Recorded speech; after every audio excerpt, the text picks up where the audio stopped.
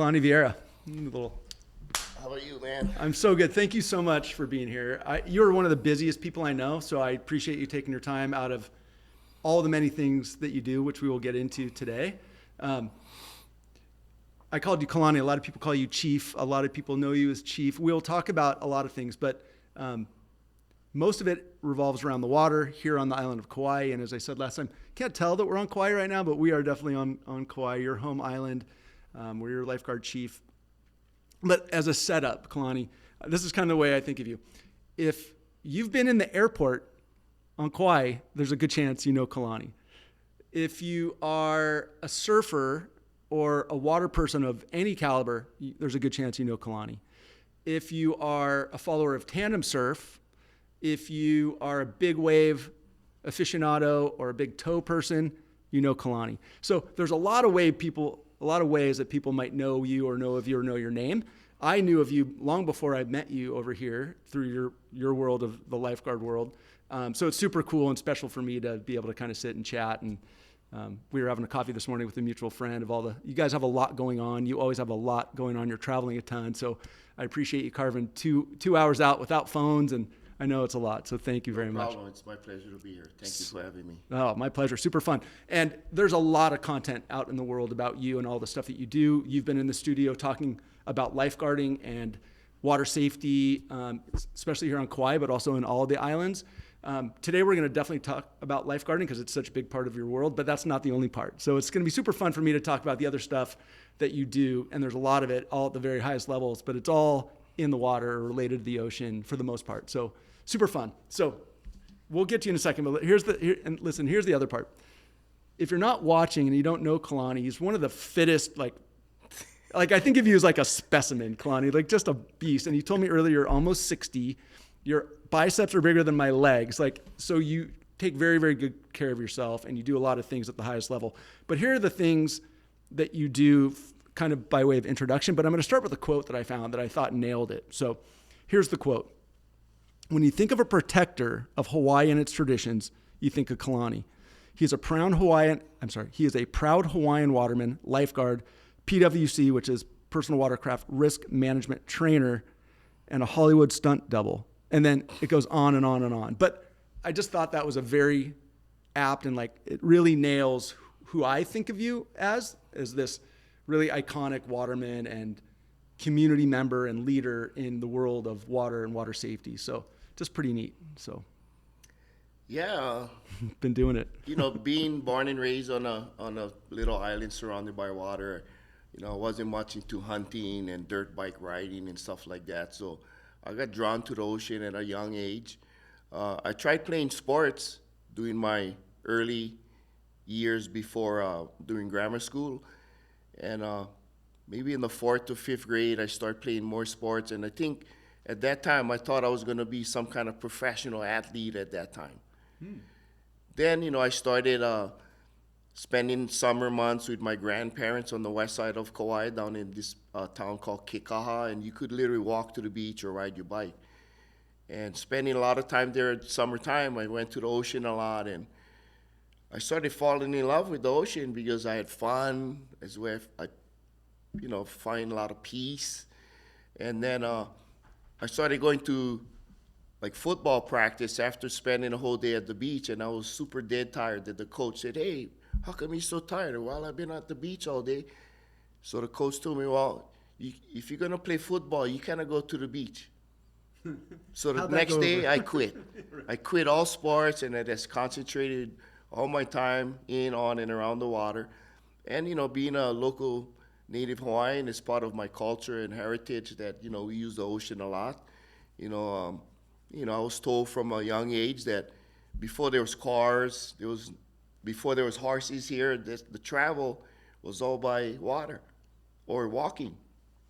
So, and I paddle too. I paddle a lot. So, making my life around the ocean, it's a good benefit. I love it. And that's why I stay fit, because all the activities I do, if I'm not staying fit, then I can jeopardize my safety and my life. So that's amazing. Well, and it's such a good entree into where we're going, because we're going to talk about all the things you do on the water. Again, career and your passions. But can we go back? Native Hawaiian. And you grew up on the west side. What was it like? Or maybe let's even step back a little further. What's the history of your family on Kauai? Do you mind me asking? I'm curious. So my mom is Native Hawaiian, and her side of the family were all cowboys. The old cowboys in What do you call them here on Paniolos. Yeah. So they worked a lot with the Robinson Ranch on the island of Niihau and on the west side of Pakala Ranch. And my dad's side is Portuguese. And my dad's side of the family was immigrants from Portugal, and they came over as chicken and egg farmers. So when I was a little kid, my grandparents had this huge warehouse in the backyard with a couple thousand chickens, and my dad had to go and harvest all the eggs every day. So they sold eggs and chicken meat. And growing up at a young age and being exposed to the chickens and all of that, I started hating chickens and eggs. Even my dad, he thought that he would one day inherit the chicken farm, and so he became a firefighter, and even he hates eggs and chickens. Okay, but hold on. But so your dad was a firefighter? Yes. So my dad was a firefighter. He retired some years ago at 32 years. My brother is a firefighter here on the island of Kauai too, and so my mom is Hawaiian, my dad is Portuguese. So I have two different background families that I raised up with, and my mom's side is a big side of the family. Pretty much the whole west side of the island is somewhat family. Oh, that's neat. And so you said you grew up in Keka'a? Yeah, Waimea Valley and Kekaha, that's where my grandparents lived. At one point they lived all the way in the back end of Waimea Valley, one of the last houses. So we grew up real close to the river, played in the river, and then they moved to Kekaha, and it's the more sunny, hot side of the island. It's more flat, easy to get around.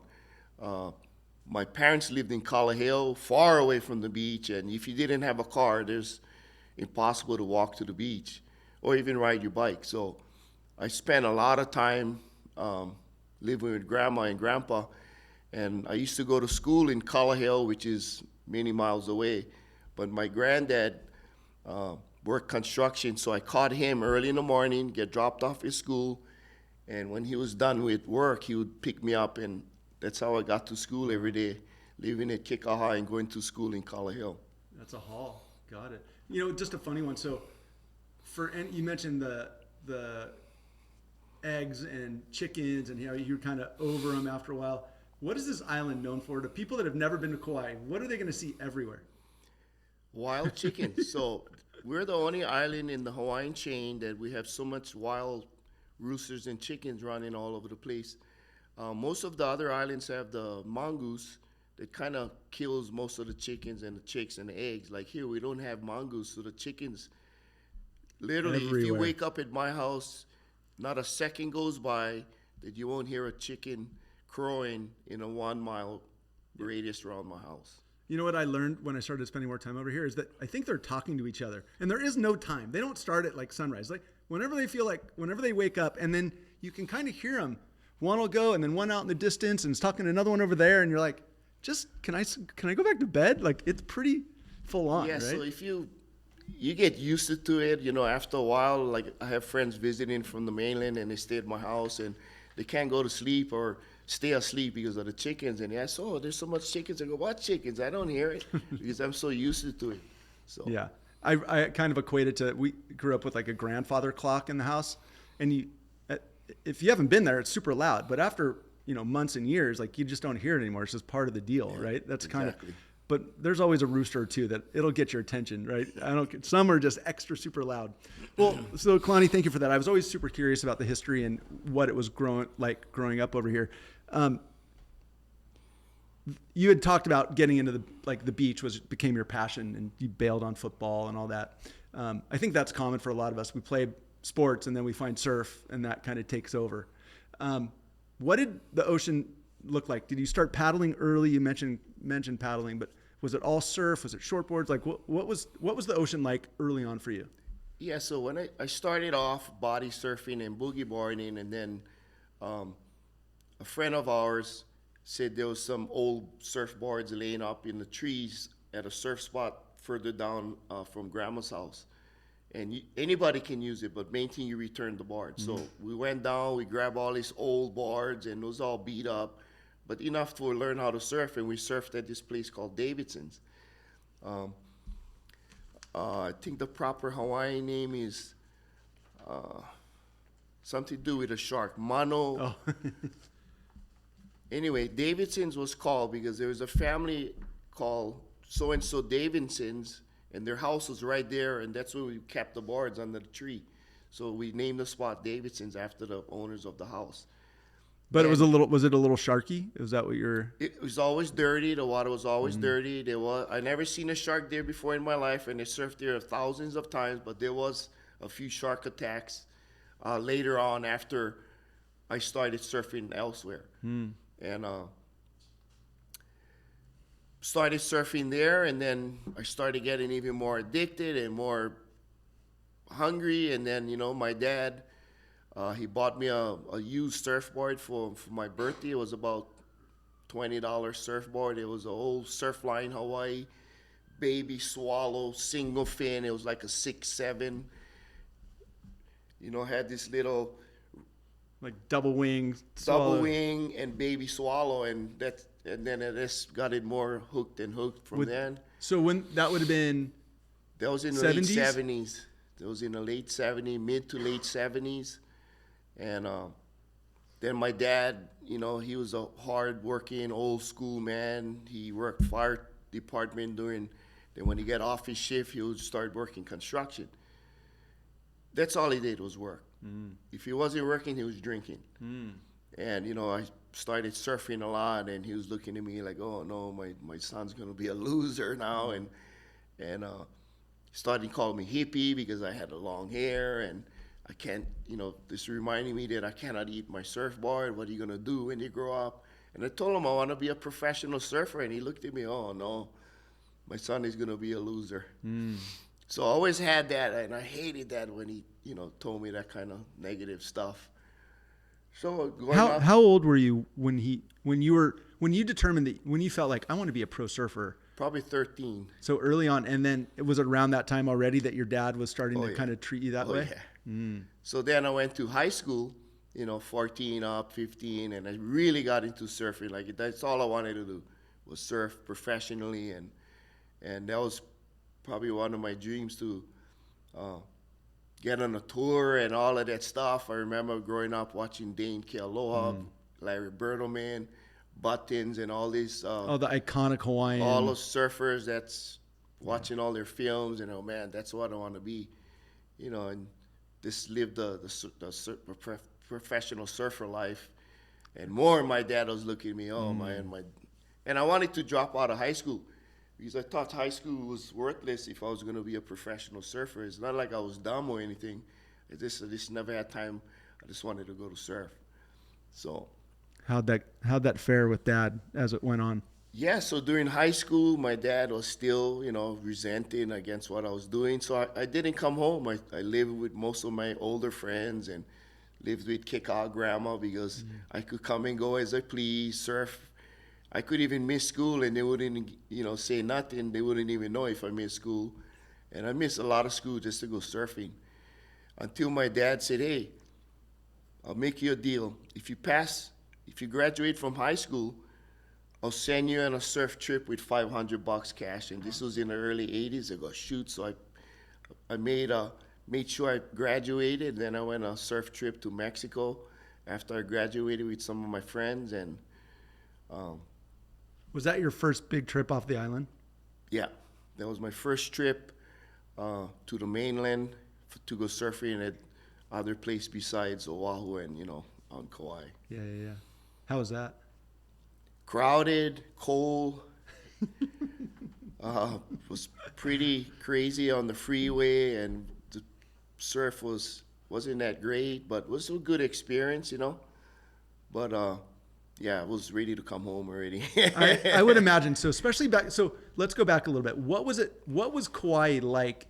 And maybe even the surf culture in the 70s, 80s. You mentioned some of the the guys at the time, but there were many. But like this island, still of the islands, pretty sleepy. What was it like back then for you? Oh, it was beautiful. I mean, you could be surfing with you and your couple of your buddies at your own spot and have the whole spot to yourselves. And the only thing you had to, if there was the uncles and the elders out there, obviously you would have to give them way, because they would either send you to the beach or they'll give you a slap in your head if you get in their way. And that's how kind of it was growing up. And well, Hawaii was, I mean, I talk about it a lot with people from Hawaii or people in the surf world. Like growing up surfing in Southern California, the islands always had that stigma of heavy local, the uncles. But even if, especially if you're a haole, and especially on this island, I mean, the North Shore of Oahu was certainly some, and there's movies about it all, right? Busting down the door with Sean Thompson, those guys. But like, we would hear about Kauai and like the Kinimakas, and we would hear about these super iconic surf royalty, but very heavy, and learning more and more and more about this island. Like there's still, like, you don't take videos over in a lot of these spots. Like, what was it like? I think you kind of even said, like, growing up in that, it's like you kind of know your place and work your way up. Is that the way it works? Yeah, so totally, like Uncle Titus and all the heavy uncles, they were really protected our beaches, like trying to keep the crowds down, no cameras, really protective. And that kind of instilled a lot of the younger generation to kind of keep that mentality going and keeping our beaches not as crowded and no big, huge contests like Oahu and stuff. And it's kind of similar like that today. It's a little bit more crowded, obviously, but I think the protection of our beaches is still in there with the local boys and some of the newer generation surfers. But yeah, that was growing up, man. It's all about respect and taking care of your home beach and your breaks. Mm. So let's keep going on the surf and the high. So you graduate high school. Dad makes you this deal.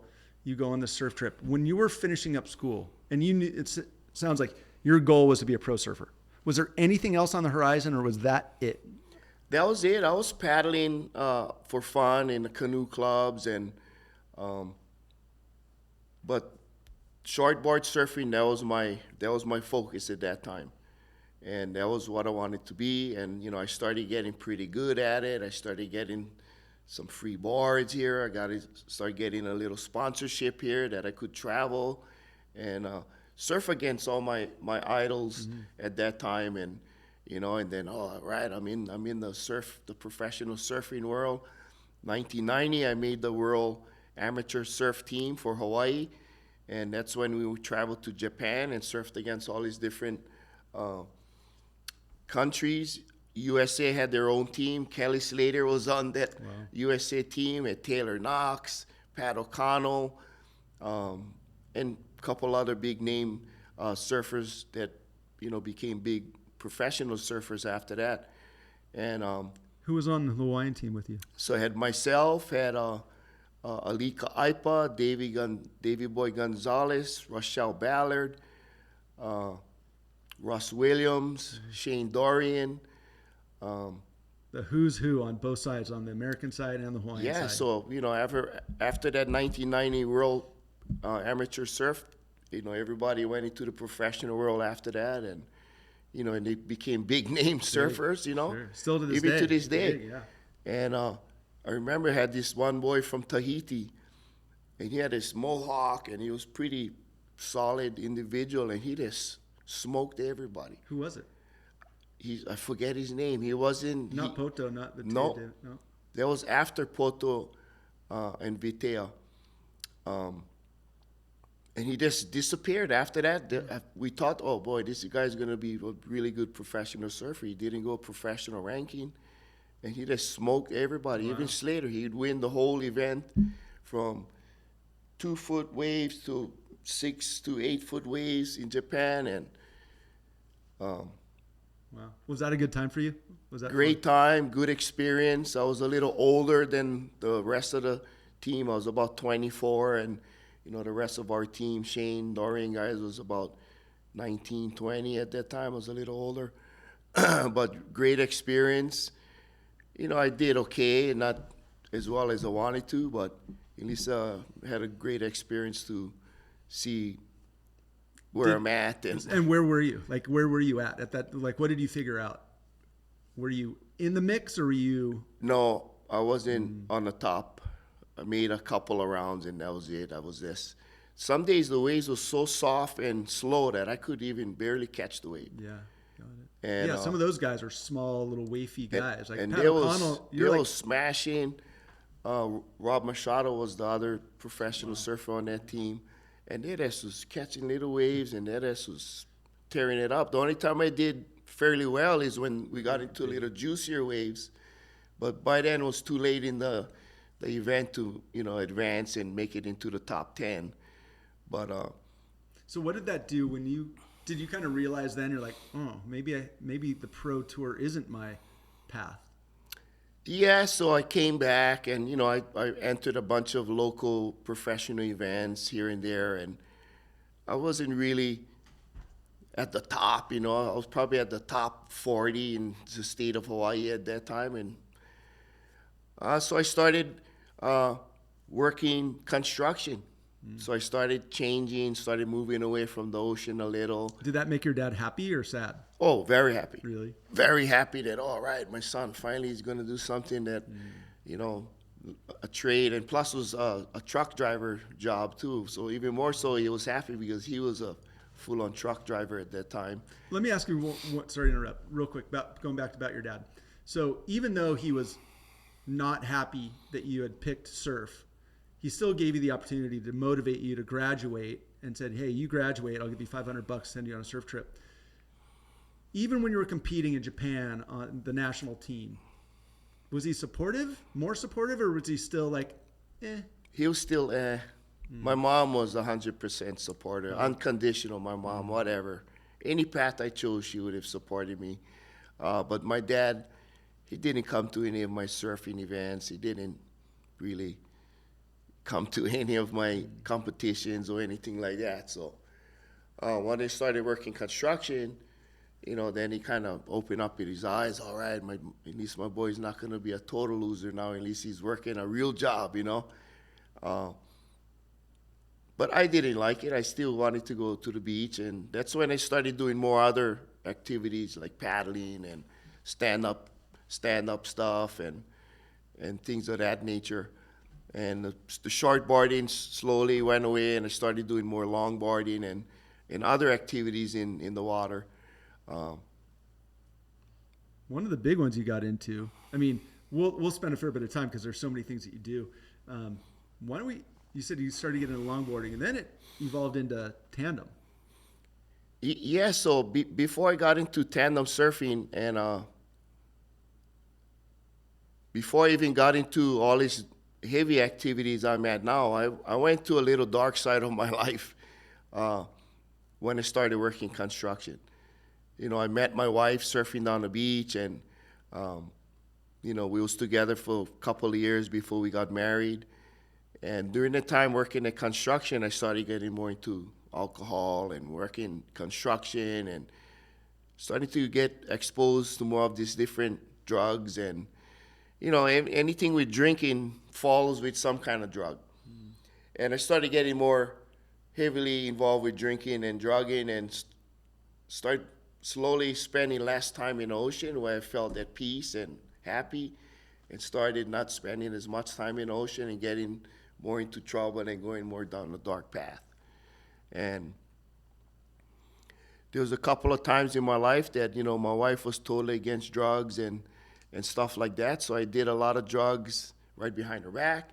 She found out a few times. She left me. I begged for her to come back until she was fed up, and she said, hey, you got to figure out what you're going to do. Is either you're going to stay with me or you're going to do your drugs. So I told her to get out. It's probably the worst thing I could have told her at that time. So she left. The next day I came up from work. She took everything out of the house, and she left me. And I started thinking that I'm free now, that, I can do all the drugs I want. And I just started going real down to the bottom of the barrel real fast. So I lost my job that I had because I wasn't showing up for work. And during that time, I was in a heavy equipment operators union. So I lost that job, and this other job's opportunity came up in the construction side, but I couldn't pass the urine test because I was just doing a lot of drugs. In deep. I was in deep. So I figured, okay, well, maybe I can deal drugs and maybe I can pay my bills, and I have all the drugs that I could do for free. But being a drug addict, that wasn't the case. So all the drugs that I was getting to sell, I ended up doing all the drugs. So now I did all the drugs, and now I need money to get another shipment so maybe I can recoup my last round of stuff that I was supposed to make money. So then I started selling all my surfboards, selling all my paddles, selling all the stuff that I loved to get my next load of drugs so I can try to make money and recoup the money. So I went 3 or 4 rounds like that and didn't make any money. Sold all my stuff, didn't have nothing. My truck was I had a new Toyota truck. The truck was repossessed because I couldn't pay for the bills. My animals was taken away because I wasn't taking good care of them. I was about ready to get evicted out of my house because I wasn't paying the rent.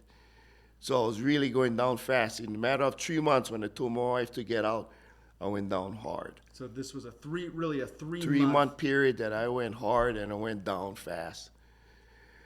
Didn't spend any time surfing because I was sleeping most of the day because I've been up all night doing drugs and trying to deal. And a friend of mine loaned me a car when my truck was repossessed, and I knew he had a gun in the car. And I was so depressed, guilty, felt like a loser. You know, nobody wanted to come and be around me because they seen the path I was going. That I literally got the gun out of the car and went into the house and put the gun into my ear, slid the barrel down into my mouth, and for a split second, I realized what I was doing. I dropped the gun, and the last thing went through my mind that my mom was going to find my body dead here.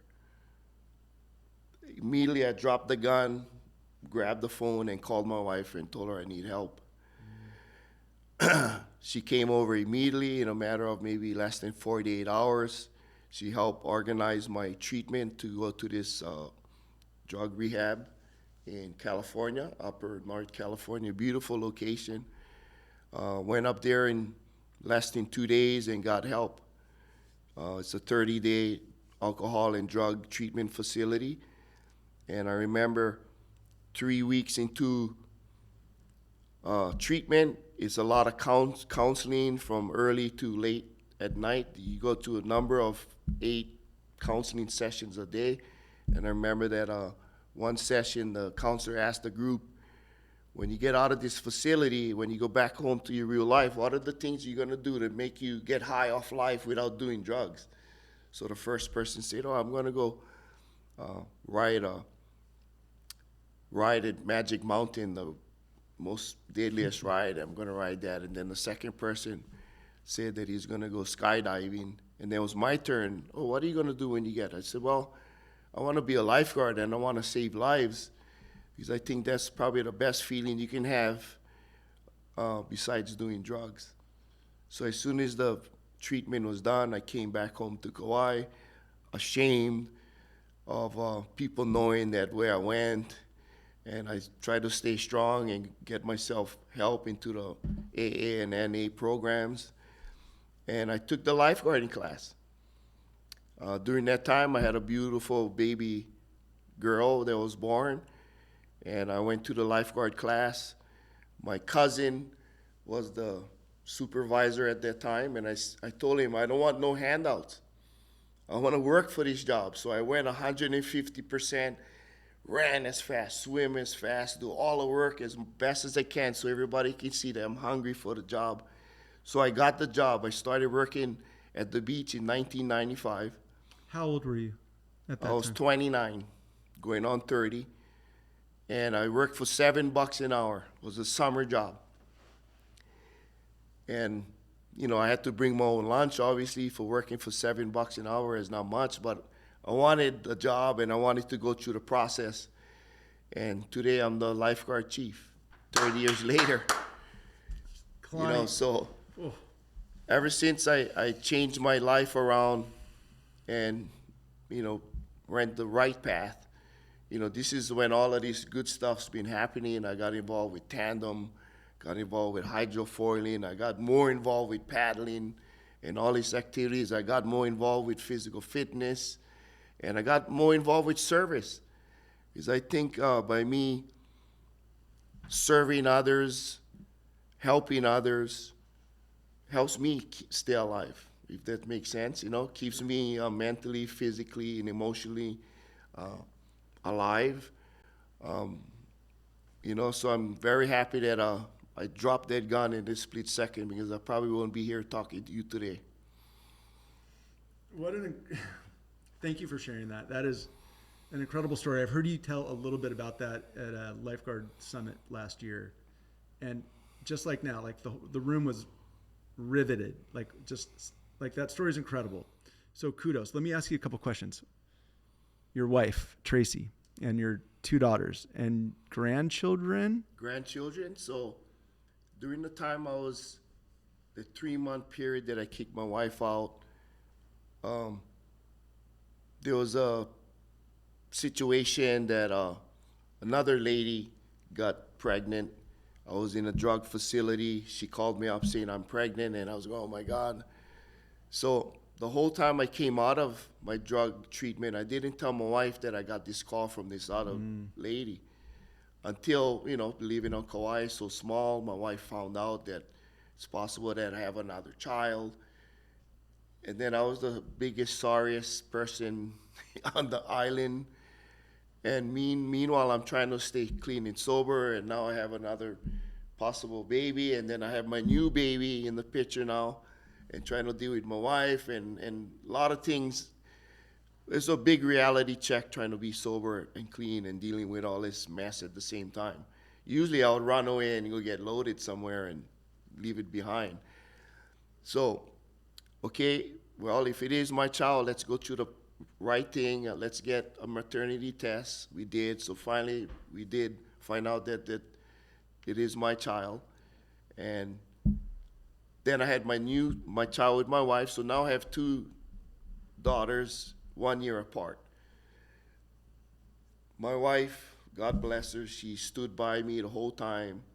She took care of both kids just like as their own.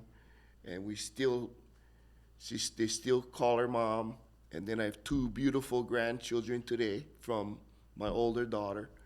And we spent a lot of time. My grandson is 2 years old, and my granddaughter just made one about a month ago. And it's a total blessing. Again, if I didn't drop that gun today, this whole story might be totally different. It's an incredible story. Congratulations on all that hard work and everything you've done. And for Tracy sticking by you. What's crazy, we've talked about this before. Your wife went to my high school. I knew her from high school, but I never knew for 25 years. I didn't know. Like, it's just weird how the world works. But she had a period of time that she was going to school. I think she grew up over here and then moved over there or something like that. Just she was wild. born in California, moved over here at an early age with her parents, and then she moved back to California to go to her high school, which is Corona Del Mar, and then then we found out that you guys was classmates later on in life too. It's wild. It's wild. And what's also, but the moral of the story is, still with Tracy after over 30 years, 2 daughters, 2 grandchildren, and 3 months of hell. Yeah, the 3 months of hell that make me who I am today. I had to hit the bottom to figure out, what am I going to do in my life? And I think by dropping that gun, it did really open my eyes up. And after the treatment, I went back to the place that I felt at peace, which is the ocean. I went right back to the beach. I went right back. I got back into shortboarding. I went right back into paddling. And this is when all hydrofoiling that started. I got into hydrofoiling. I got into tandem surfing. And I just did a whole bunch of water activities later on in my life than more than when I was in my younger age. It's amazing. More active today than when I was Yeah. 29 and in my 20s. You are for sure. And again, we'll talk a lot about those things. You mentioned a bunch of them. A couple quick things before we move on past this story. Over and above your wife and the support, and getting to the right treatment and getting there quickly and recognizing that you needed it. How big of a role was the ocean, was being back on Kauai, and then ultimately, as you said, getting in and serving others? Like, I guess I'm thinking from a public service announcement. If somebody listening to this, here's the other part of this. I'll get back. The other part of it is most people that don't. This is a lot about what the Passion Project does. It talks about really cool people to do really cool things, but it also, my goal is always finding and sharing stories about other people that even know you or know of you probably don't know. And I'm guessing a lot of people don't know this story. So thank you for sharing it. If somebody else is going through a tough part of life, what might you recommend, like based on your experience? So when I was going through all of that hardship, being a local, born and raised on an island, to me, I felt ashamed for asking for help or looking for help. Usually I'll just deal with it. A lot of local guys will probably relate to what I'm saying. Until I really, when I put the gun to my head and in my mouth, that's when I really realized that I need help. And the first person I called was my wife. So by reaching out, I think that was the biggest first step, is reaching out to someone asking for help. And by doing that, she helped me find the proper channels to get the help that I needed. Because I would have procrastinated and say, oh, tomorrow, and she made it happen. And I knew I needed help, so I stayed on the path and I went and get help. If it didn't work, hey, at least I tried. But when I went to the treatment facility, I really got a lot out of it. And a lot of it is just releasing all this bad emotions that I had growing up, resentment against my dad, this, that, and that really helped me recover or realize that, hey, I'm normal. Everybody has problems, but how you deal with your problem is how you're going to grow. But I think the best message I can give out is there is help available. There is help available, and if you need it, you got to reach out and ask for help. Awesome. Well, what a success story. I mean, as reflected in your family and what you've done, and we're going to, just a minute, we'll get to what's on your shirt and what's on your hat and why so many people know about you, your passion for service in the ocean. But real quick, let's talk a little bit more about those things that when you came back, you got really into. You mentioned foiling and stand-up, when stand-up came out, like and a lot of big water stuff. I mean, you talked about when the waves were small in Japan, you weren't catching a lot of surf, but when the waves are big, I mean, based on your stature and size and growing up in Hawaii, if you grow up here, you're going to be pretty comfortable in bigger surf, right? Yeah, so that's kind of part of being a Hawaiian Waterman is not only surfing the little waves, but surfing the big waves too, because we have a lot of big waves that come here pretty often, especially during the winter time. And even our summer months, we get pretty good sized swells that, and I'm not a hunter. I'm not a hula dancer. I'm not a hiker or anything like that. So I spend a lot of my time in the ocean and, help you stay alive by go catch some big waves, and the adrenaline keeps me alive and addicted, so why not? We have it here. So I've got pictures of you, the world. It's very easy. If you go find Kalani, you'll find pictures of you foiling Kalani, massive outer reefs, just massive. Like, it's amazing. And it's the stuff that, there's 0.0001% of water people, of surfers, will ever get anything near what you guys are doing out there and the really big stuff. But not only are you taking advantage of it personally, but you're also helping others stay safe out in in with the personal watercraft and all that stuff. We'll get there in just a minute. There's a couple things that you've accomplished in surf where you said shortboard world wasn't for you at the elite level. You're maybe on the lower rung of the elite level, still elite, but to crack the code into the top 20 is a whole different animal, right? And you got to be able to ride small waves all over the world. And if you're 6'2", 3 and built like you, that's probably not going to happen very easy. But in big waves is where I think you found your happy place. But let's talk about also using your skill in the ocean and your stature. Talk about tandem surf, how you got into it, and some of the accomplishments you had there. Yeah, so tandem surfing, growing up, I seen them in videos and movies.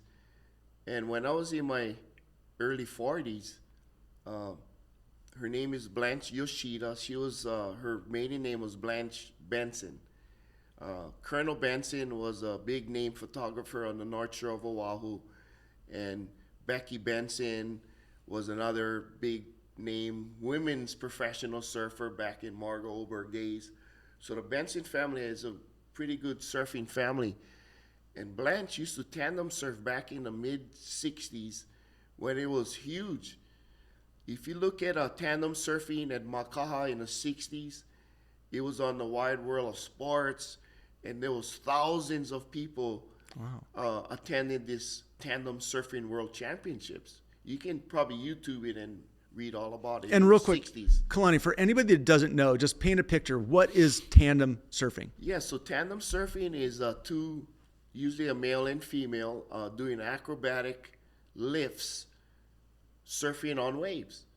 And Duka Hanamoku back in the early, before the 1900s, all the beach boys in Waikiki did it for fun. They would, bring celebrities or females out with them and to have a fun, and it was like a friendly competition. See who can stand on their shoulder or lift you over the head. And that's kind of how tandem started surfing. And then it kind of went into a competition sport in the 50s and early 60s. And it kind of died out in the 70s and 80s. And then in the early 2000s, Brian Keolana, to name a few, and some other European tandem surfers came and kind of started up the whole competition and kind of brought it back. Brought it back. And then Blanche went to watch one of these events in 2006 in Waikiki. She came back to Kauai.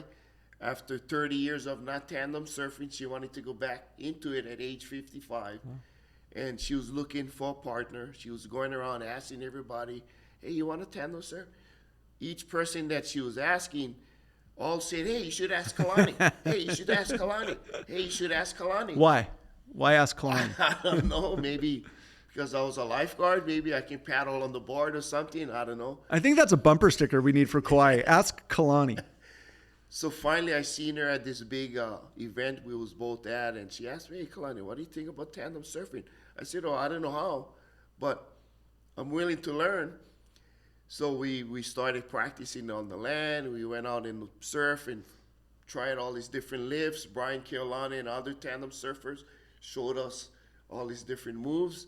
And so the first year we surfed, we won 2 World Tandem Surfing Champions together. Wow.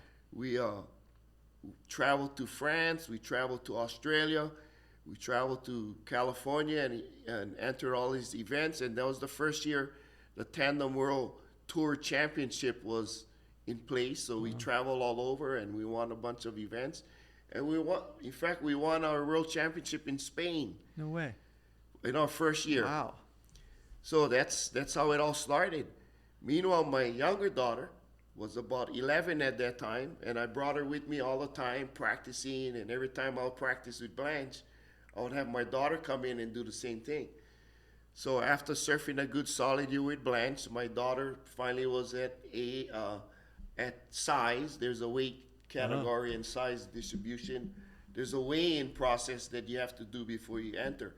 So your partner has to be half your weight or more. Oh, wow. So my daughter was right there, so I started surfing the next 3 years with my daughter. How cool is that? And we won 2 World Tandem Surfing Championships together with my daughter, probably the best years of my life. She's all grown up now, and then I had surf with a bunch of different partners, and the partner I surf with today, we won another 3 World Tandem Surfing Championships. So in about 15 years, I won 7 World Tandem Surfing Championships. And we're looking to even keep on going and see how far we can go. So you're still doing it? Still doing No it. way. It kind of died out because of COVID. But there is a Duke Ocean Festival Yeah. that has it every year that I attend. There's the Buffalo Keolana contest on Maka'a that has tandem that we go every year and to have fun and share what tandem surfing is all about. And we're working on a tandem surfing documentary film right now. And this producer director lady, she's from New York. She seen one of our articles in this magazine one day, and she said, hey, there's no tandem surfing documentary. We want to be the first one. So she's been following us around for the last 10 years all over the world and creating all this content. And our goal is to create a tandem surfing documentary film that we're working on right now. Hopefully we can get that done soon so we can show the world what tandem surfing is. And we also want to hopefully get tandem surfing in the Olympics one day, because surfing is introduced into the Olympics one day. And when people see us practicing, they're more interested in watching us tandem surf than the regular guy shortboarding on the side, because of all the acrobatic lifts that we do nowadays. That looks pretty unreal. For sure. Unreal, and people will just be amazed on how we get into these poses, and after they're watching the videos, they get pretty amazed. Even we tried tandem surfing on the hydrofoil. And really? You can probably look at our social media pages. We have films about that. When hydrofoil started, I told my tandem partner, we got to be the first for tandem surf on the hydrofoil. So I put a box in my tandem board. We put a foil in there. We went out and tried, got beat up the first few tries until we figured it out. Wow. And we got it. I did a full lift over my head on the hydrofoil. And it's all documented to be in part of our documentary. Wild. Well, so 7 world champions. 7. World championships. So from a guy that was really striving to be a professional surfer shortboard, you're like, it didn't work. Who would have known that you'd end up with, Kelly Slater's got 11 world championships, and there's a couple people with 8, but to have 7, you're in very rarefied air. That's incredible. Yeah, so that's kind of a good part of my story. That I remember when I was shortboarding, I would go sleep every night and pray to God every night. I want to be the best surfer in the world, be the best surfer in the world. And who would know, 25 years later or 20 years later, I would be a world champion at surfing, but not at shortboarding, but at tandem surfing. Hallelujah. You were built for it. Right. If you know Kalani, there's nobody more built to do that. But exceptional waterman, and you have the size. And how cool to have done it 3 championships and to have done that with your daughter. Must have been amazing. And she was 14. She had braces on her, and we traveled the world. And, to travel the world with your daughter and doing something passionate, I wanted her to become a lifeguard and follow my footsteps. But she was always into the horses and cowgirl and cowboy realm. That she's all grown up now, and she's all into horses and rodeo, and she lives in Montana. Oh, she does. And she owns her own horses and works heavy equipment. And I can't wait to see her. We're going to visit her in 2 weeks. So. Awesome. Well, and she seems to have followed, because your wife's big equestrian. They followed after your grandfather, right? The Paniolo. Yeah. So it's in the blood. My daughter at a very young age was always into horses, and I thought it was a phase. And I said, okay, you really want to try? I'll send you to horse riding lessons. And then she'll realize how hard it is to take care of the horses. She might not want to do it. She even loved it more. So she's been probably to about 12 of her own horses to today. And my wife has her own 2 horses that we take care of here on Kauai. And I don't ride. I tried riding one time, and I got thrown off the horse. Did you really? I broke my shoulder, and I couldn't paddle Molokai because my shoulder had a broken scapula, and I couldn't paddle. So I was going to. That horse didn't want any part of you. No horses again. I just pick up the feed and fix the fence. Yeah, right. Fix the tires. You're a part-time Paniolo. But how cool, like, I bet a lot of people didn't know or don't know that there's a full equestrian world on Kauai. Yeah, the Hawaiian Islands is, the Paniolo, that's where it all started. And my daughter went to, there's a high school and a Wrangler division or association that the high school kids can participate in. And there's about 3 female associations that my wife is involved in. All these ladies get together. There's like once a month, and they have all these big rodeos around Kauai. So it's pretty cool that the ladies keeping the horse riding and the Paniolo. Keep it alive. Yeah, keep it going. That's awesome. Okay, but coming back to you and staying wet while they're getting dusty and dirty, you're staying in the water. You talked a lot about foiling, and it sounds like you got into foiling early on. I know you're doing a lot of it. In fact, I got to watch you last time we were together was at Kalapaki, and you're like, I'm going to run out for a quick one. And I watched you with your foil drive. I know this is nerd talk for people that don't know about foiling, but I watched you just do lap after lap after lap out to the point, get the waves, surf, just S-turning all the way in, and then get all the way inside and back out. Like in 10 minutes, you had 10 waves. It was unbelievable. Yeah. You having fun with that? Really fun. I mean, it's, in a way, it's cheating, but it's so much fun, and you catch so much more waves in a short period of time. And it's basically you have a little electric trigger with a little prop attached to your mass of the foil, and this gives you that extra power to get you back out and onto a wave. And once you're on the wave, you get off the power and you're on the foil. And I can stay up on my legs for about a good 45 minutes, and my legs are Shaking burning. afterward. But I love it. I mean, I can get in a session and half an hour, I'm done, I'm out of there.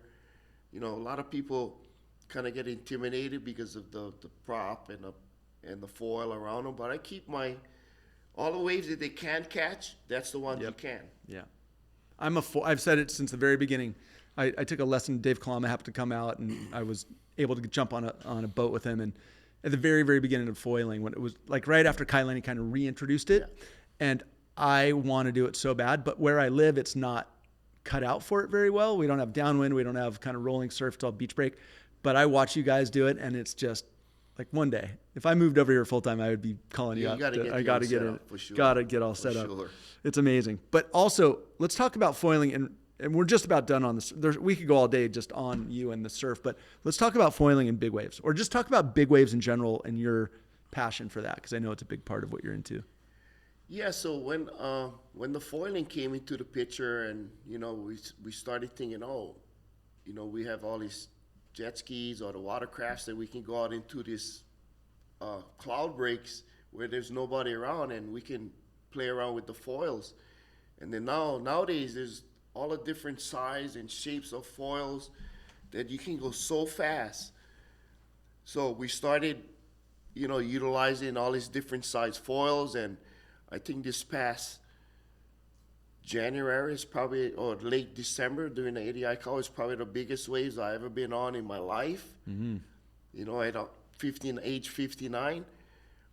And that's the amount of speed that you're going. Obviously, if you fall, you're going to be skipping, because you're going like it's probably twice as fast as a normal surfer. How fast do you think that is? Miles per hour? What would you guess on that size surf? Probably 50 miles an hour, I would say, because I'm going as fast as the jet ski going. Sometimes I'm passing the ski, and the ski's kind of almost at full throttle because of the chop the ski's dealing with, and I'm just slicing right out through the chop with my foil. But yeah. What are you wearing in that? I have a full impact vest, and sometimes I have the padded suit under my vest. Full helmet. I started off wearing the helmets, but I realized the amount of speed that I'm going, and if I fall off, and the water hits the helmet, I could twist my neck in a way. Wow. So I started not using it. I mean, that's the risk too, because it's like riding a motorcycle on the freeway. I mean, you're going so fast. It's really incredible. And then, without the helmet, but they have these little bump helmets that we put under our cap. It kind of gives you some protection, and less of your neck being ripped off when you're falling. But I think I'm more afraid of the foil puncturing my body. Yeah. But that's the risk we take. The reward is the adrenaline, the rush. All the guys I go with all have some type of injury from the foil. I did get whacked a few times. Knock on wood, is nothing serious. I had some guys literally cut their throat, and other injuries from the foil on this landing in an awkward position. But this the adrenaline and the speeds that you're going is this. It's a rush. It's a rush. I will definitely share some of those photos. It's unbelievable, Kalani, what you guys are doing. It's amazing. Okay, so listen, we could go all day about this stuff, but I think this leads us into your career. You had mentioned that part of your recovery was envisioning what you wanted to do, which was to come back and serve as a lifeguard, and you've now done it for 30 years. 30 years, which is incredible. And there are a lot. Let me just for sake of understanding the magnitude of what you've done. So during that time, so you are lifeguard chief of the Ocean Safety Bureau of Kauai, president of HLA, Hawaiian Lifeguard Association, co-founder of the Kauai Lifeguard Association, KLA. You were inductee. I love this, and I got a chance to be at this event earlier this year. Inductee into the Hawaiian Waterman Hall of Fame. That's got to be incredible. We'll talk about that one. We talked about multiple time world champion tandem surf, and the big waves. And there's a big part of this that ties into the personal watercraft, which we talked about, which you are I was using the term earlier, like I was on it with you. I had an opportunity to go spend some time with you, and you guys are surgical with those things, and you really use them. You were just talking about using them for foiling and big surf. It's a big part of what you do in what you train on and you rely on. So there's a lot of these parts that come in, but just from the chief to the co-founder, like all these things you do. And I've just been I'm not a lifeguard. I don't pretend to be one, but I'm very supportive of the world that you're in. And my role in Ben Carlson Foundation with a guy named Rob Williams that you've known for a very long time, ex-Newport lifeguard chief. It's just been very cool for me to become familiar with what you do and how you guys serve, especially on an island like Kauai, which has Hawaii in general, but Kauai maybe more in particular, has just super challenging ocean conditions coupled with tourists like myself and people that don't have the water skills and yet are putting themselves in harm's way all the time. So for you to come back and want to serve on Kauai, like there couldn't be no better or more needed place for someone with your skills and experiences, et cetera. So from a high level, let's just go back. So you become a lifeguard 30 years ago, and today you're the chief. Talk about, we don't have all day to talk about it, but talk about what this life has meant to you, and then we'll talk about some of the wins and some of the challenges that you're trying to overcome. Yeah, so, being comfortable around the water, on around the water, I thought this is a perfect place for my career because I love being around the ocean, serving my community. I know a lot of the people around the island. I probably surfed every spot or know of every spot around the island. So being a lifeguard, this came second nature to me, But I think the biggest part is the service. Because when I started becoming a lifeguard, I remember we used to have about 20 drownings a year, and we didn't have as much lifeguards back then. We had only a few lifeguarded beaches around the island. When I started working in the mid 90s we didn't get a watercraft into our operation into the late 90s, and other islands was already using it for rescue. Once we started moving under to the fire department, we started having more budget. We started growing our operation. We started implementing the rescue watercraft into our operation, and we slowly got into more education. Our junior lifeguard program started growing, and in a matter of 10, 15 years since we've been under the fire department, our fleet has grown almost double in manpower. We've opened different lifeguarding beaches on the island, and really use more of the rescue watercraft in our operation. I think that's probably the most versatile tool in lifeguarding today. You can use it in big surf. You can use it near the shoreline. You can go over shallow water. I think if there was another versatile tool in lifesaving, we probably have it. But being around the watercraft in the last 20, 30 years, we refined some of the rescue techniques because of the bigger, wider, more powerful technology that's come into the picture, that we started creating the second edition rescue craft training manual that's ready available today. And all the rescue techniques that we came is not only from myself, it's from pioneers like Brian Keolana and Archie Kalepa. And now we do rescues on the right side. We use all these different techniques now that we want to share with the rest of the world, and kind of standardize some of the techniques.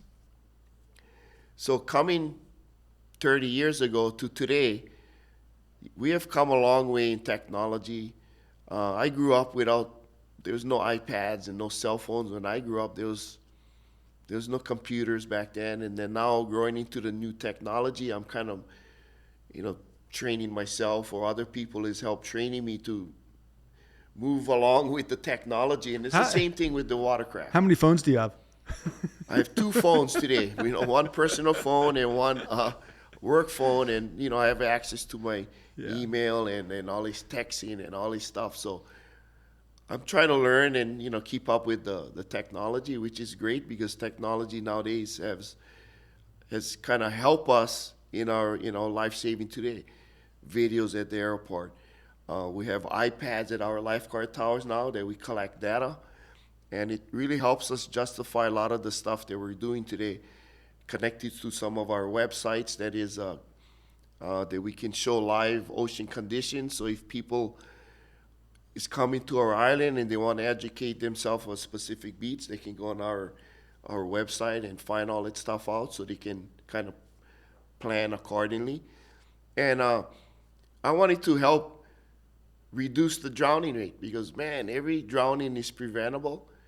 And by educating more people, educating through videos or talking to the concierge desk, or even our junior lifeguards is a big one that I'm going to come back to. I think I have a really good, my heart is strong when I work with the kids and train the kids to not only protect themselves, but they could help us protect our visitors when they're at beaches where we don't have lifeguards. And maybe one day they can become a lifeguard. I mean, lifeguards don't make millions of dollars, but I think the reward about being a lifeguard is saving people's life. That the same adrenaline that the counselor had asked me, why I want to become a lifeguard, because I think that saving somebody's life is the adrenaline, or the feeling you get is priceless. Amazing. Kalani, what are the special challenges that Kauai has when it comes to lifeguarding? And just in a nutshell, my experience when I first got spending time here, I realized, I think, what do you have, 12 towers? We have 12 towers, yes. I think in Newport, where I've spent most of my life in the water, I think we have 12 towers in a mile, maybe more. It's right around there. So when you think of the island of Kauai, or any of the islands, and it's a circle with with only 12 towers, it's hard to cover all areas. There's nooks and crannies and all those surf spots you're referring to. And there's, these days with social media, people are like, oh, I want to go here and here and here. And most people aren't that educated on times of year where it's safe to do that. Times of year, don't go near it. What are things that, if I had a magic wand, what would happen to help alleviate or to help improve the water safety issues that you have on Kauai? Well, I think definitely more lifeguards would make a big difference. I mean, we can put signs at every beach, but People don't read. I mean, maybe 1 out of 50 would obey the sign, but signs don't save people. Yeah. Literally, lifeguards can do a lot of preventative actions, and There's a lot of beaches on this island that people come to go to. A lot of people don't come here to go to the lifeguarded beach. They want to go to that hidden gem, that secluded beach, the beautiful beauty, but sometimes that's the most dangerous places in the world at some time. Yeah. So a lot of people are attracted by our hidden gems, whether it be the mountains, but I think 99% of people who come to the islands come for our beaches, not only here on Kauai, but I think across our state. And that's why we have the number one cause of death for visitors in Hawaii is drowning. And usually they're doing snorkeling or swimming. We're still trying to figure out why. That's a big question. Why are they drowning while they're snorkeling? There could be a number of reasons. There's all kinds of theories. Maybe the equipment they're using, maybe their health they're in, maybe a high altitude on the plane that they're coming. But I think everybody should be educated in some way. We try to put the safety videos on the airlines. We've been trying to crack that nut for the last 30 years. So that's why we have it at the baggage claim. So as soon as they get off, they have signs, videos, pamphlets, and trying to do our best so when they do get to the beaches, they're somewhat educated. But still, people going to go to the beaches whether we tell them not to or not. But I think by spreading our manpower a little bit more, I think having more roving patrols might help, that they can visit those secluded beaches, either by water or by truck or what have you, whatever easiest to get to. So if you had that magic wand, I'll probably take probably 50 more lifeguards, and I think I can spread more safety around the island. And what would it take? Is that just a financial equation? Is it just getting more funding, or what would it take to get 50 more? So there's a variety of ways we can do this. Obviously, if lifeguards cost money, if you're going to be making a career out of lifeguarding, obviously you would have to have a good pension and good salary and good benefits to attract people to become a lifeguard. Or you could privatize lifeguarding. You can have a volunteer service. So in the volunteer service, obviously it's not any Joe Blow. Obviously you would have to have some type of training to become like Australia, for example. They have these surf clubs at every town, and each surf club has members, and each member wants to compete in some type of competition. But in order for you to compete, you have to get trained and work and volunteer your time at a specific beach and build up your hours so you can compete. So they have a good way. Plus they have the professional lifeguards and the surf clubs. And they start the Nipper programs. They start them young, right? So like here, we don't have surf clubs. We have canoe clubs. Every town has a canoe club that's pretty similar to a surf club. So there's different ways we can do this. Or the county could subcontract out a private company that could do lifeguard service for Polehale, for example, or different beaches. So there's a variety of ways we can do this. Obviously, we would try to keep them under the county system, or there could be a private donor that wants to give some money to the lifeguard service. That's another possibility. But or having more of our junior lifeguards, growing our junior lifeguard program would really make a big impact, because a lot of the kids who go to the secluded beaches where they boogie board in their local surf spot, they can be the protectors of that certain area.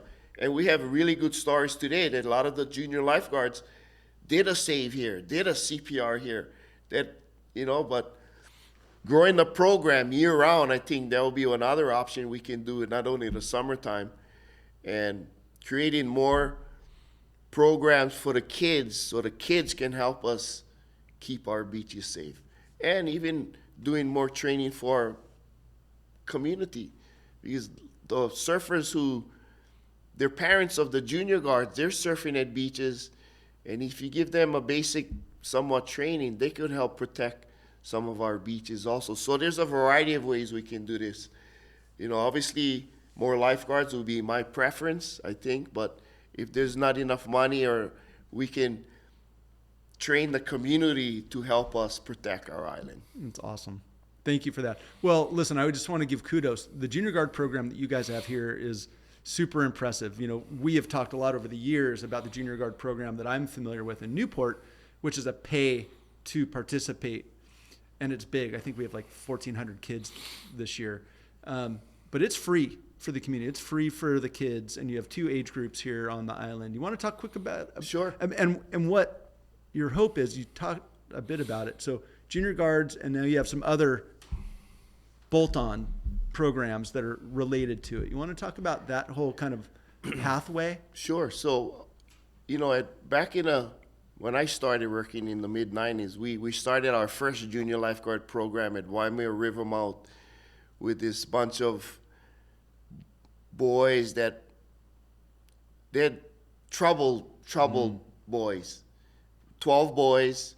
And then from then on, we just slowly grew every year. And then today, we almost have we have 600 kids come to our program per summer.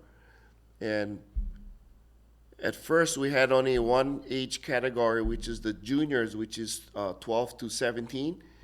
And then maybe in the last 10 years, we'll open up a younger age category, which is 8 to 11. And I think that's the age that it's really fun to work with those kids because they're just full of energy. But the teenage kids, I think, is more important because that's when they really understand the skill sets and they start thinking about what they're going to start doing in the future.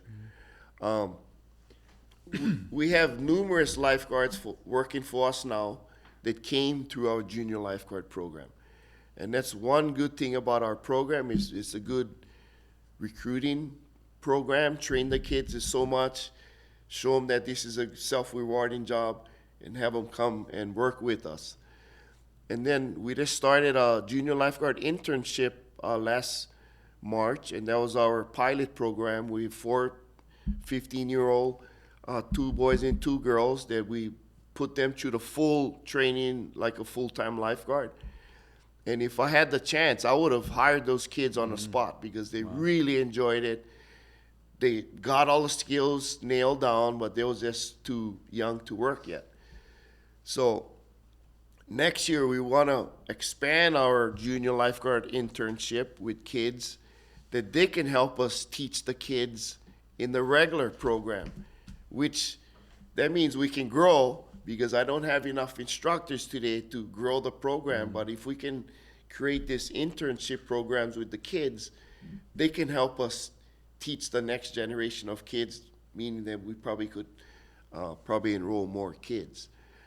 So that's a couple of good things that came from the program. And then the Beach Guardian program that we're doing, that's more for the adults in the community. It's just a more hands-on skills, informational program that if you're at the beach and you see someone in trouble, how do you recognize somebody in trouble in the first place? We teach them all the different skills, what to do in emergency, how to use your board if you have to go out and rescue. The rescue tubes that are located around our beaches here on Kauai, they can utilize those, show them how to use it, and just how to protect themselves. I think is probably the most important part about that is this making sure they're safe first and their limitations, and they can execute a rescue if they can. And so that's some of the really good programs that I really want to work with and try to make a difference here on the island by saving people's lives. Hallelujah. Listen, you have such a great, all of the guards that I've met on this island have been incredible. Humble heroes, just incredible, starting with you. Let me ask you this. You guys, I think I know the answer, but I'm going to ask you to formulate it a little bit. You have all these, if you look at what you just talked about, you've got the Beach Guardian programs, which are adult volunteers. You've got the Junior Guard program. You've got, obviously, your whole crew of paid lifeguards.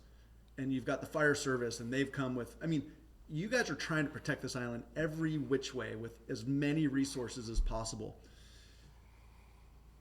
I think it's pretty innovative. From what I understand, like, you guys are kind of setting the tone for the islands in general. Like, is it out of a need or out of a belief that there's more that can be done. Like you guys are on the smallest of islands, you're innovating all these different pathways to protect the communities, whether that's local or tourist. How come? I think it goes both ways. Both is meaning we want to try to make a difference by creating different more pathways of education or hands-on training, or two, or because we have a need. You know, alarming stat, and that's not only here on Kauai, it's the state of Hawaii. The number one cause of death for kids ages 1 to 15 is drowning. And that's alarming. And that's not only the ocean, that's at home, pools, storm drains, rivers, bathtubs, toilets, ocean. So that's an alarming stat, you know, knowing that we come from a big waterman culture here in Hawaii, and why are our kids dying? I mean, so that's a big reason why we want to do it, because we want to try to keep, obviously, our local kids safe and educate some of our parents or even the kids about the hidden dangers of being in or around water, not only the ocean. So there is a need, and by creating programs that we can share to reduce that alarming stat, number one cause. Yeah, it's amazing. Number one cause. That's alarming. Suicide used to be the number one cause. Now it's drownings. So we got to try to do something and see if we can make a difference and try bringing that rate down. Another alarming stat is Hawaii is number 2 on the list of the highest death rate is drownings. Alaska is number 1, Hawaii is number 2. And then all these different states, Hawaii is number 2, the cause of death is drowning. Kalani, what percentage, it's so sad, what percentage of, in that stat, the number 2 state, what percentage is residents versus tourists? Do you know? So in my thoughts, and this going over the stats that have been to the last few years, it's like 60-40, 60% visitor, 40% local residents. On Kauai, it's mostly visitor. On the Big Island, it's 50-50. It all depends on what island you're at. Obviously, Hawaii might have more resident drowning because of the activities that they're doing on the island. Pihi is a big one on that island, and a lot of local guys fight hard to go get those little limpets or OPs off the shore or the rocks, and it's kind of dangerous where they get them. Surfing, all the different activities. So the visitors are drowning from swimming or snorkeling. The residents are drowning from what type of activity they're doing. It's not snorkeling, it's not swimming. It's just maybe spear fishing, boating, or some kind of activity that they're doing. But 2 alarming stats that we got to really try to make a difference, because we get the best watermen in the world here in Hawaii, and why is this happening? And obviously our visitors, the number 1 cause of death is drowning. So we have these 3 big stats on our state that is giving us a black eye, and we want to really try to make a difference. And being the president of the Hawaiian Lifeguard Association, not only being the chief, the nonprofit side is we can try to raise funds, and we can try to do lobbying in our state legislation to help maybe change some of the laws to help us with drowning prevention. We just finished our Hawaii water safety plan this past winter, and that's implemented. And what the plan is kind of similar to the California state water safety plan. Is about showing what of our issues and what we can recommend of doing to, reduce that issues. So we're working through that now. In fact, Wednesday I go to the state capitol to talk to, because they're going to put one of our bills into law, and it's I forget what the number is. I can get that to you after. It's about storm drains. because we had one of our coalition members, one of her kids passed away in a storm drain related issue. And if the state or county did something different, that could have been prevented. So the water safety plan, you can go online, you could review it. It's the Hawaii Water Safety Plan, and you can read all about it, what it's all about, all the recommendations that we put in to the state capitol or the legislation that they could help us with. Today, with the partnership with the county, lifeguard agencies, and a nonprofit side, so the county and the state can't do it all on their own. Sure. We gotta collaborate with nonprofit and different businesses to, make a difference. So, and in that plan shows all the recommendations that we're coming up with. Awesome.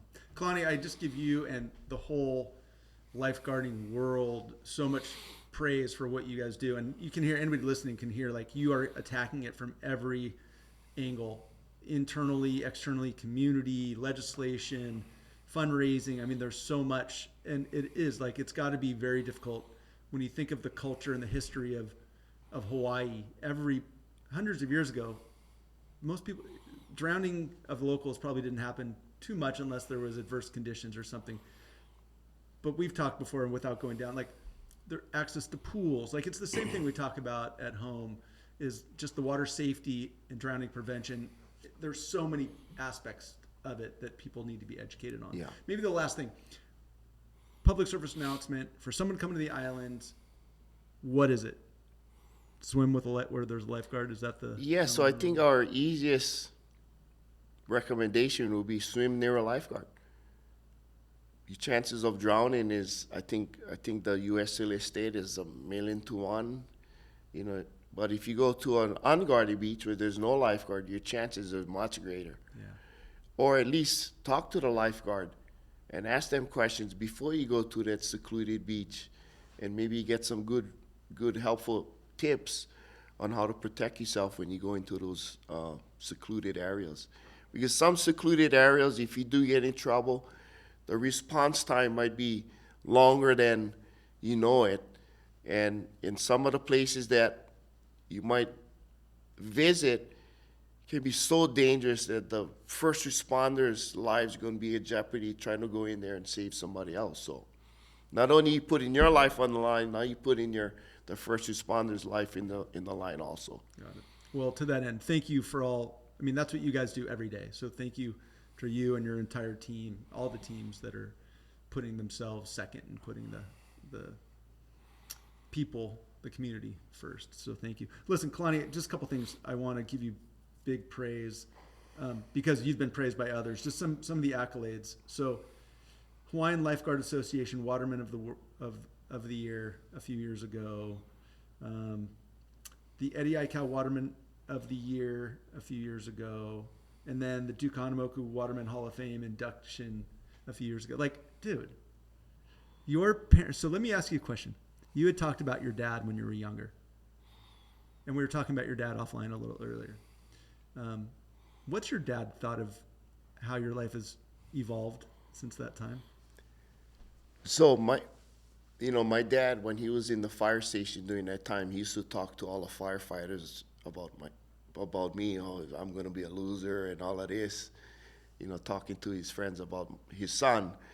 And then later on in life, when they start getting the lifeguard job and the lifeguard chief, later on when those guys see my dad and they make fun to my dad, see, Thomas is my dad's name.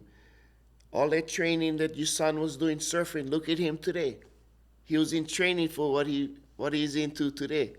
So they made fun back to him because, saying that all that time I spent in the ocean made me who I am today. But getting back to all those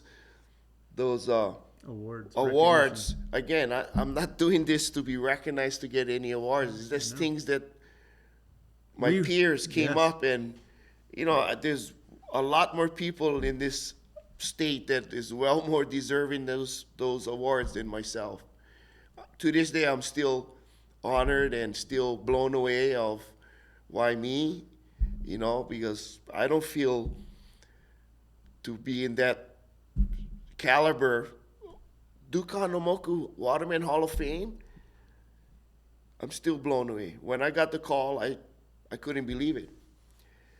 The night of the inductee and the award banquet, I walked into the hallway and I passed by all these big posters, Buffalo Keolana, Brian Keolana, and all these idols of mine all on the side, and then I see my poster next to them. Makes me want to cry even right now because I still can't believe it. Well, listen, I don't know if there's any better way to be recognized than that. From an outsider, that award is incredible. And that was your peers. So just kudos to you. Congratulations. Well earned. And I think that's why I'm so grateful to have you in here, because for all of your accolades, for all that you do for others, you're the most humble guy that I know. So just thank you for all of it. It's really lovely and very, very well deserved, Kalani, on every level.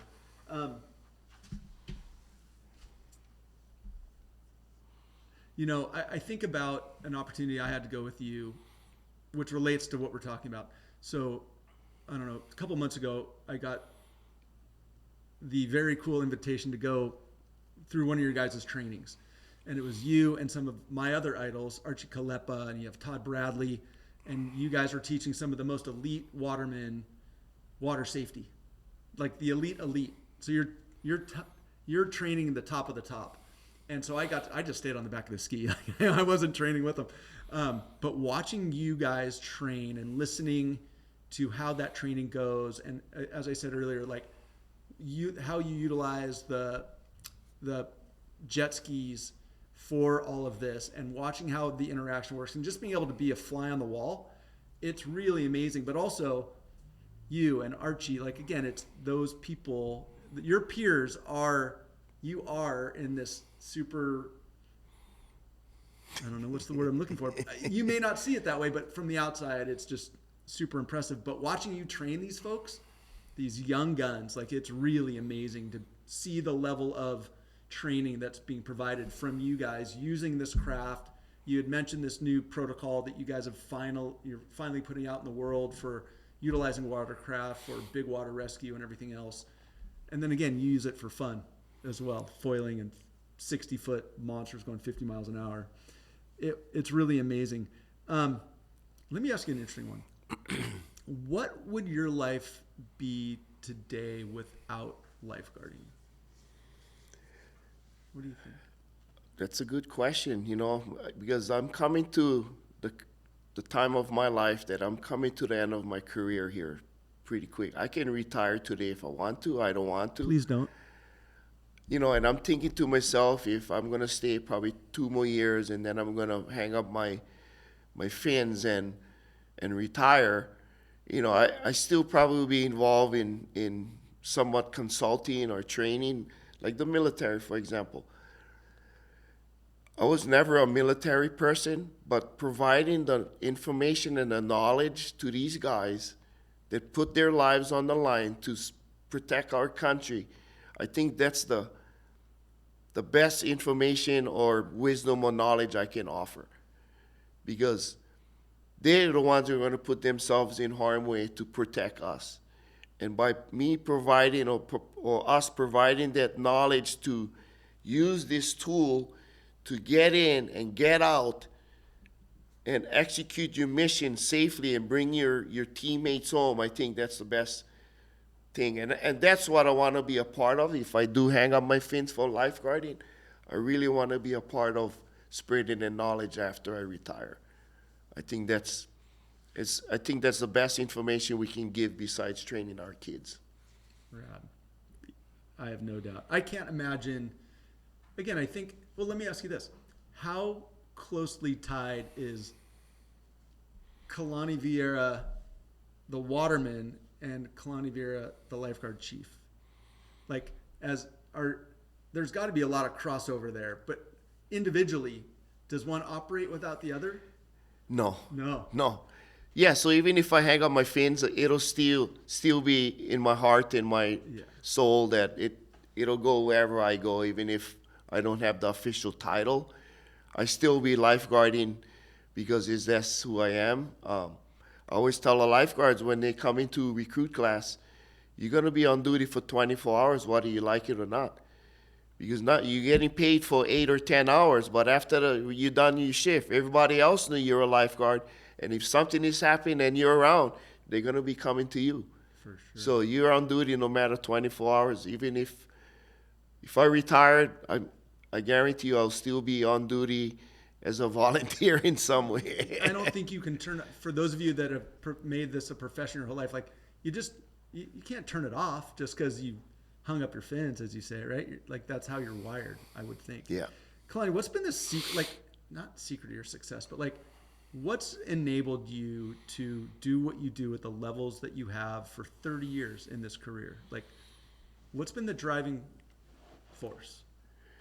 Well, like I said earlier, it's the passion, and by me staying active and being a service to the next generation or my community is what keeps me alive. Because if I stop today and do nothing, and if I don't have the ocean to go play or share knowledge, I can go right back to the dark path and open up that animal that I was back then, and I don't want to go back there.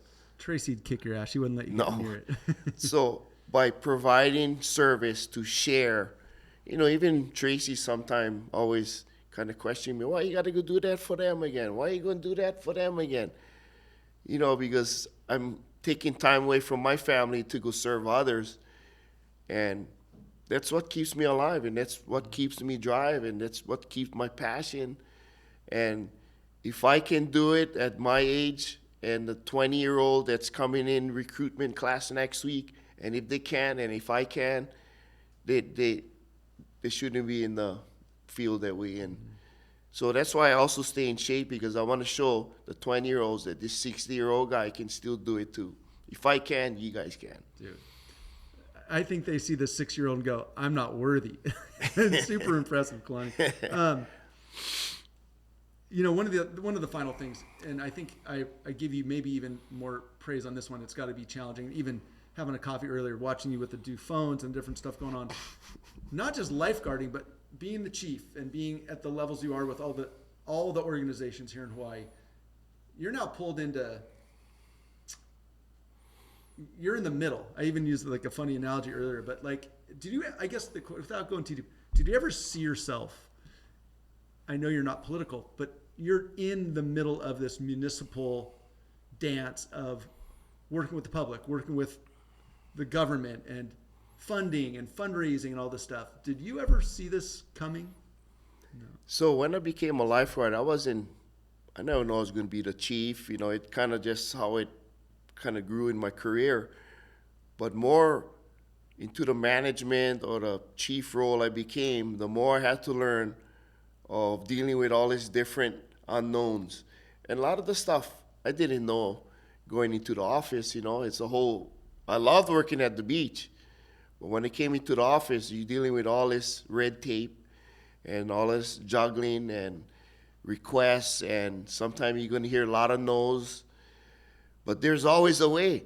There's always a way. So that's what we started the Kauai Lifeguard Association for, the nonprofit side. So if the government side cannot say, okay, that's too expensive, we cannot get it for you, but it's needed, we'll go to the nonprofit side and try to raise the funds to get that important equipment or whatever it is.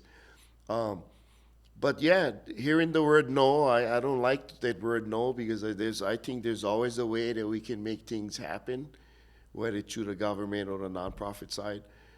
But I had to learn sometimes to have patience, working in office. It's not about just doing it the way I like, because now you got to make sure you get this approval, that approval, and making sure you're working within your department policies and procedures. So yeah, it was a lot of learning how to be in the game, so to speak, because I cannot be sitting in the dugout the whole time and letting things go. I got to be in the middle and making sure that my guys get what they need, what we're trying to do is making a difference and not doing unnecessary, unwanted activities and stress that we're going through, and making sure that whatever we're doing, we're moving forward. I hate to be stagnant and moving backwards. I want to make sure I'm at least taking a half step forward to accomplish our goal than just sitting and wait. No, Kalani, you cannot do that. Well, I'm going to find one way to do it, whether with you or not, because there's a need out there, and we got to do something about it. Well, if anybody heard that, there's a reason I call this the Passion Project, Kalani, because I love talking to people that are passionate about what they do. And it's crystal clear. Like, this is what you're put here to do, and we're all super grateful for it. It's been really amazing to get this opportunity, not just here, but leading up to this, to learn more about what you guys do and how, and the challenges of it in Kauai. I've really learned a lot. But I really am grateful for everything that you do and your leadership and how you lead. And again, I think I heard you say offline, like, you spend more time in the office than you do at the beach now. And like, I've spent all my time in an office. It's not what I'm cut out to do, but it's what I have to do. Right. But what you guys are doing and how you're doing, and all the different paths and approaches you're taking to try to solve these problems that you have, the community is grateful. So I just want to say thank you for all you do, how you do it, how you've done it. And I think everybody that heard you say they might retire soon is going to say, no, don't, you can't. With that, there's a mantra that I think you guys live by, which I really love, and maybe we'll close it with this, which is together for life, connected by water. I love that, and I think everything that you've just talked about is kind of encapsulated in that quote. So yeah, so when I took up the presidency of the Hawaiian Lifeguard Association, I wanted a quote, and I thought about it, or a motto. I thought about it. I talked to Brian Kalani, and I said, hey, can I use some of your, because he has some really good quotes and stuff that I wanted to use in he gave me the blessing. And I said, oh, what can I do? I said, together for life. Okay, so you can take that in a few different ways. Together for life, we're here to save lives. You know, your life, another person's life, or maybe you lost somebody in your family's life. So we're here for life, whether it's for saving you, saving somebody else, or somebody you've lost. Connected by water. So we're all here for some reason, whether it's fresh water, ocean water, and no matter where you live in this world, we're connected by water, believe it or not. So I think that will be the best model to be part of the Hawaiian Lifeguard Association, is together for life, connected by water. Love it. With that, Kalani, Vierra, Chief, thank you so much for what you do. Thanks for being here, and thanks for sharing your whole rad story. My pleasure. All right, buddy. Thanks so much. All right, thank you. All right. You. God, how long was that? About hour and 3. Wow, pretty good. on. I let it trickle over a little bit more.